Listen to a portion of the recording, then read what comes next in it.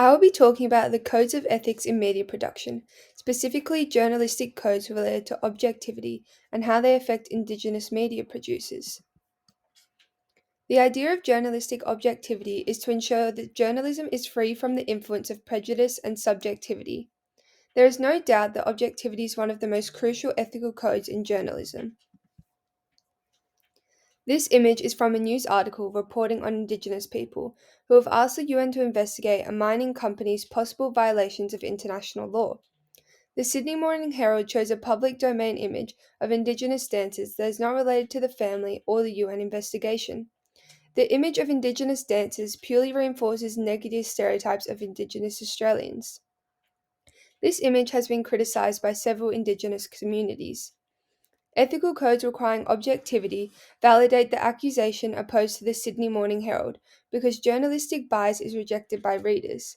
In saying this, a severe compliance to codes regarding objectivity may have adverse repercussions.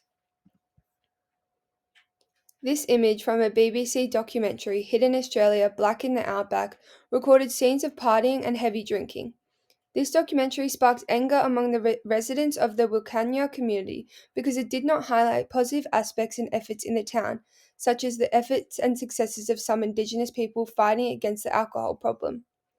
Some participants in the documentary made several accusations of misleading or unethical behaviour. Another example was a featured scene filmed at a recognisable community member's funeral, followed by a gathering, omitting the detail that it was a wake and instead staging it as if they had alcohol problems. The BBC coverage of the documentary chose a stereotypical image of a group of painted Aboriginal dancers, which only reinforced the objectivity of the news article. Impartiality is an impossible, impracticable, and undesirable goal. This quote is contrary to the notion that objectiveness of journalists is one of the uttermost importance. Above all, Indigenous media producers have a hard time refuting the mainstream media's perpetuating of cultural stereotyping.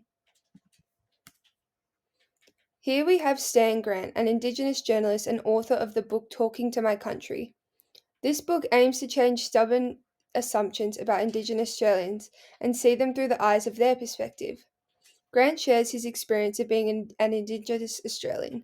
Traditionally, Indigenous Australians were believed to be gatherers. As a result, Indigenous Australians are often stereotyped as inferior to English settlers to this day. There is no doubt that the public interests are served by correcting this portrayal. Talking to My Country shows us that Indigenous Australians are confined to destructive relationships shaped by their poor material circumstances and structured by the belief of others. However, Stan Grant, after over 30 decades of being an Indigenous media presence, announced he was walking away from Australian TV screens and media indefinitely. This is a result of the imperative nature of the ethical code objectivity in the media. Controversy sparked in the media, voicing opinions went for blaming each other, social media, and alluding to scapegoats for his decision. The Indigenous community and Grant received more negative backlash despite his effort to portray Indigenous Australians accurately. The controversy surrounding Stan Grant's shock departure illustrates the significant negative consequences of adhering to ethical codes. Both media producers and Indigenous communities can be harmed by ethical codes such as objectivity. These consequences uphold the argument that Indigenous media producers should not aim for objectivity first and foremost. Objectivity and impartiality are not ends in themselves, but rather serve the social good. Grant's media present proposes that the pursuit of objectivity in cases may not be desirable.